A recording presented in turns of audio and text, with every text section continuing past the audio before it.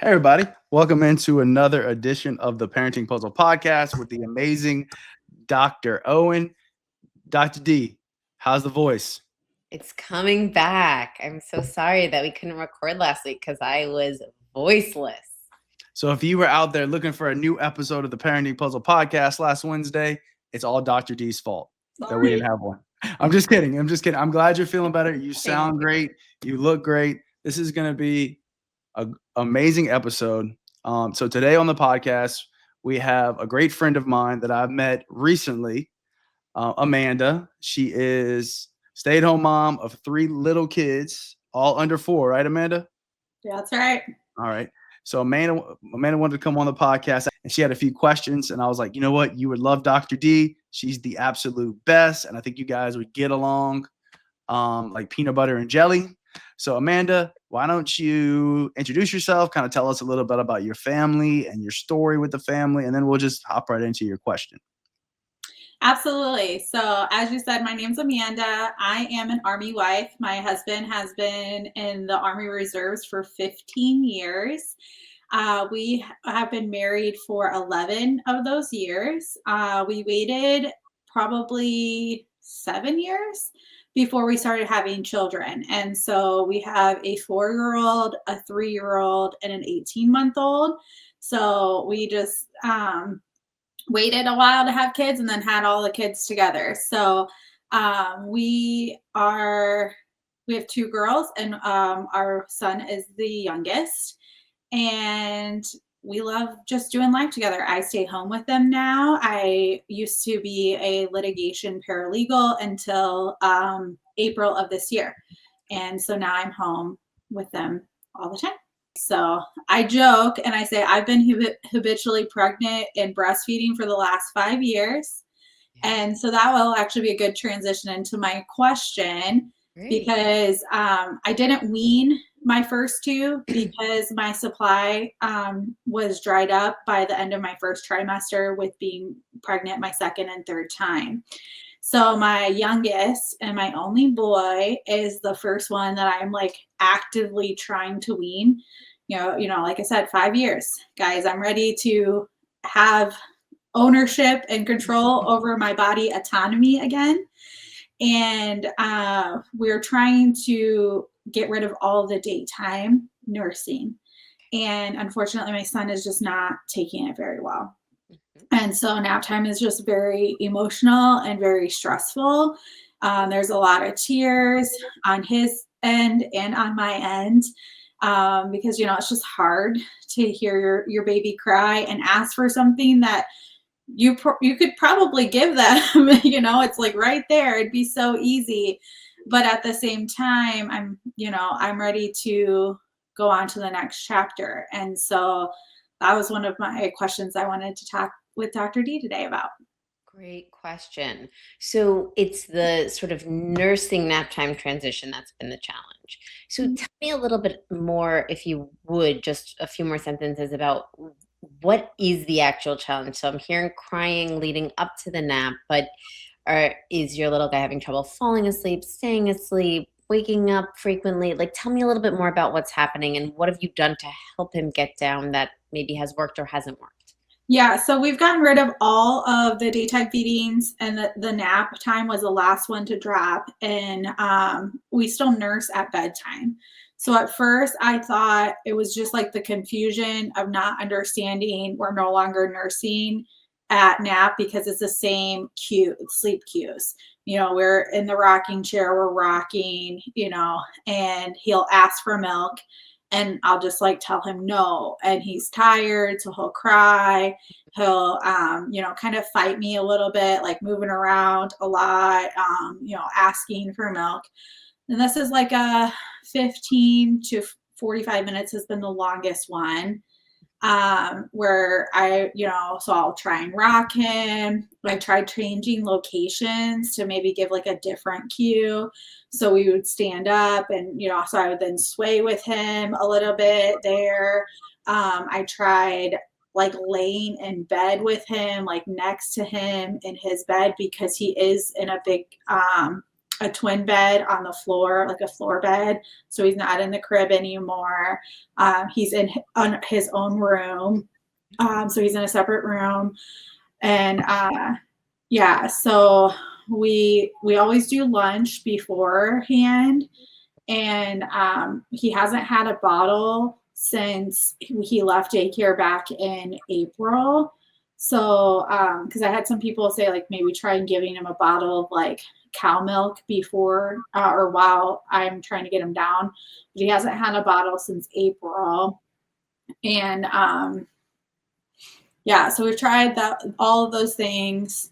On the weekends, I basically just make my husband put him down, and he does a lot better with my husband because he knows he's not going to get any milk from my husband. And so that seems to work a little bit better, but obviously my husband works during the day. So I'm home with him and it's just me. So he will go down and he'll sleep for like an hour and then he'll wake up. And so then I have to go back in there and soothe him. And then he'll go back to sleep and he'll finish out his nap at that point. And then he's also been starting to wake up overnight now as well, whereas before he slept through the night. Okay. Okay. And he takes one nap per day or two? He takes one nap a day. Nap a day. Okay. Okay. Okay. So, yep. I mean, there's definitely a sleep transition happening right now, right? And does he use any kind of like pacifier or anything else to soothe? Any kind of like loveys or sounds? No, unfortunately, he's my only kid who did not take, like, we've tried all the pacifiers and like he'll take them every once in a while. Yeah, it's been wild. My kids took like this like contraption called a mushroom. So we tried mushrooms, we tried the like loveys, like the wooden circles that have the cloth on them. We recently introduced some stuffed animals to like give him like a stuffy, which sometimes that works, but most of the time it's more of a distraction and will keep him awake than actually play with it. Yeah. Right. Okay. Okay. Got it. So, okay. So you're doing a lot of things right. Let me just point out what you're doing well so far. So eating first. So sometimes, so the milk provides two things. The nursing provides two things, right? So it provides nutrition and it provides soothing. And sometimes kids are like going to bed with that full tummy can help them sleep for longer. So like you're having lunch before, so you're doing that. That's great. So he's going down with a full tummy. That's really helpful. 18 months is around where kids transition from 2 naps to 1. So you've got the 1 nap and consolidating those 2 hours at 1 nap time. So that's great. That's something that you want to be thinking about.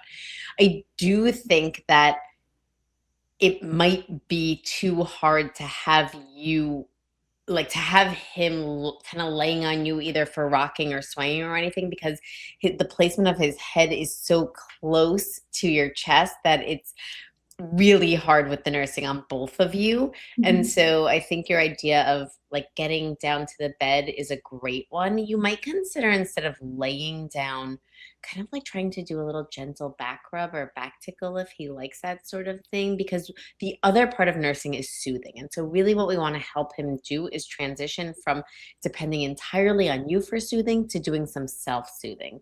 And so you want to kind of get him into that zone of relaxation, right? So as you pointed out, the pacifier is a version of self-soothing. So it might be that your youngest is just not as big of a self-soother, and that's okay. Of course, that makes it more difficult for parents. It means a little bit more trial and error in trying to find those soothers.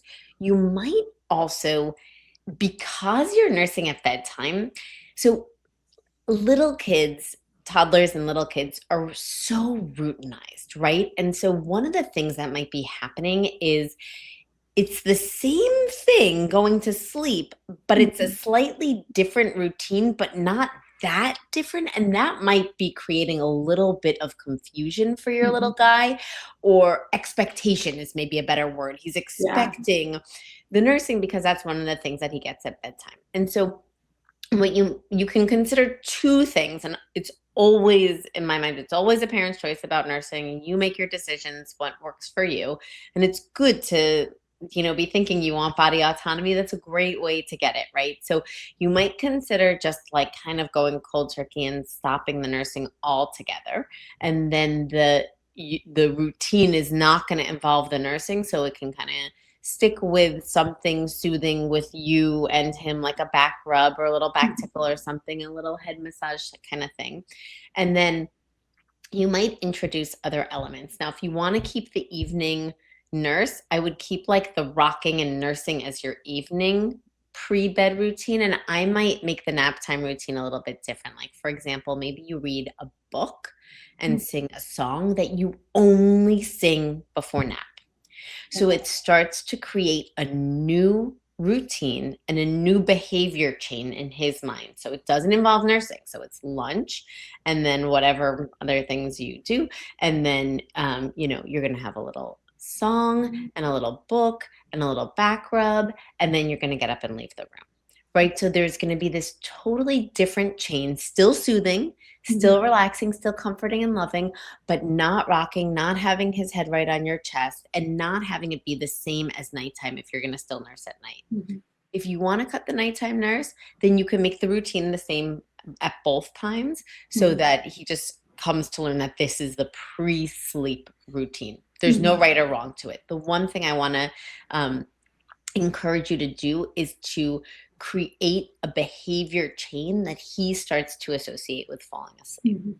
And, I think that with him waking up, there's not too much I can suggest to do because he's not hungry. That was the one thing I was listening for. Like, oh, maybe he's hungry. Maybe you do need to do a little milk before the nap. But if he's not hungry, then I would just encourage you to do that like kind of last piece of the routine. So the kind of rubbing the back or the little head massage, maybe a little humming of that song.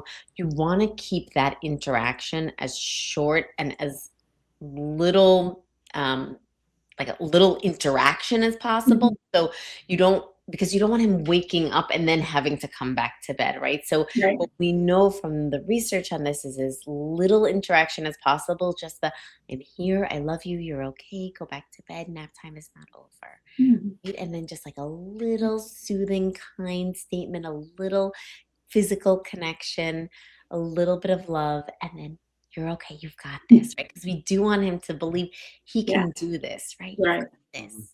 You're a great napper. I'll see you after nap, right? And then same thing in the nighttime.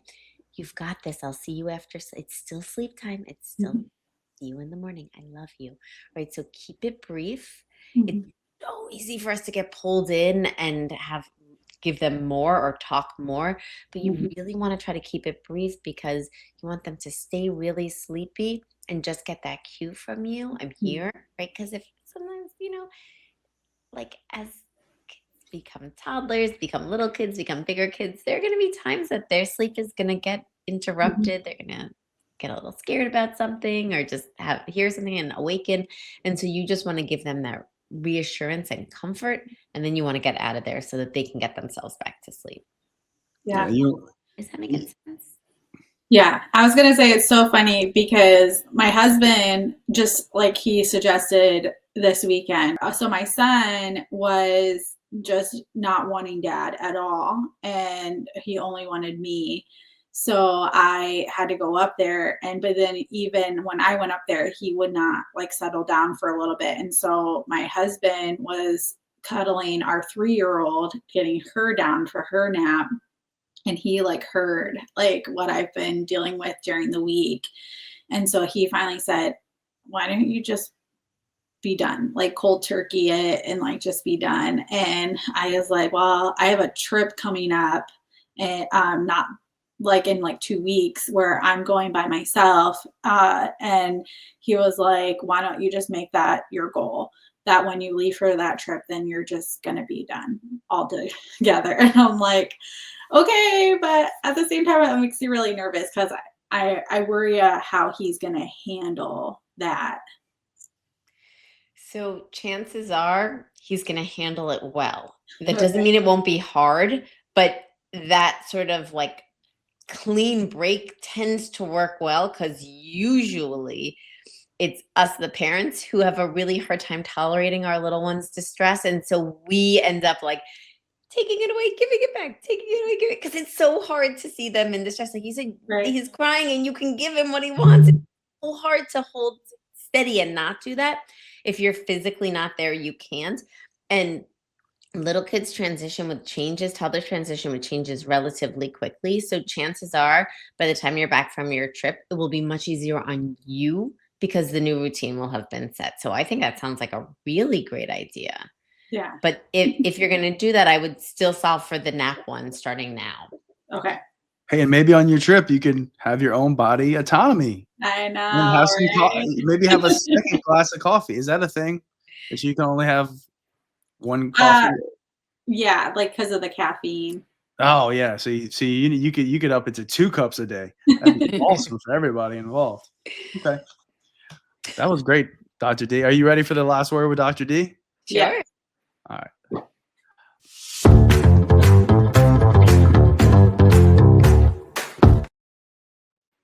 Okay, so transitions with toddlers can be really, really tough when you're talking about nap time. There are 2 things that you want to consider if you're having a hard time getting your little one down for a nap or sleep.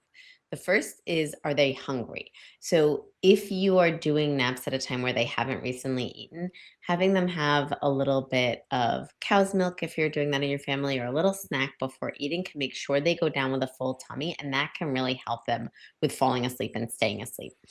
If they are going to sleep, like Amanda's little one is going to sleep after lunch. So if that's not the case, the other thing you want to be thinking about is soothing. So you want to help your little one soothe, and creating a routine is the very best way to do it. Little ones are so dependent on routine and structure. And so having a song, a book, a little back rub, or a little head massage, you could even have a little thing where you tuck a little stuffy into their arms as they're laying there, something that gives them comfort and that they can come to depend on. This is how we know sleep is happening. And then you can say something simple like, time for your nap, I love you. Give a little kiss and leave the room. If they come back and if they wake up and you need to come back in, you say, nap time is not over. I love you. Give a little kiss and leave the room. So you want to be able to make those transitions as quick as possible and communicate as little as possible so that they can get on with the napping, and then just stick with it. That's one of the hardest things as parents. If they are having some distress and you know they're safe and they're okay and you're there, try not to be present so that they can get into the habit of self-soothing. That's going to become a life skill that they need to start developing in toddlerhood. All right. I think the first few days are going to be hard, Amanda, but then after that, it's going to be smooth sailing. I mean, anything's better than the last 3 weeks, so we're going to try it. Your body, your choice. All right, guys. If you enjoyed this podcast and you got a lot of out of it, just like I hope Amanda did, I know I always take stuff out of it, Dr. D, because you're amazing. Please, there's so many things that you could do to help. You can like the podcast. You could share the podcast. You can listen to it for more than 10 seconds. That'd be also very helpful. Amanda, thank you so much for doing this. You were amazing.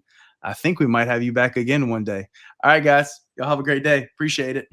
Bye, everyone. Thanks for tuning in. We hope you enjoyed today's episode. If you did, please consider subscribing and leaving us a review. It really helps us out and lets others discover the show.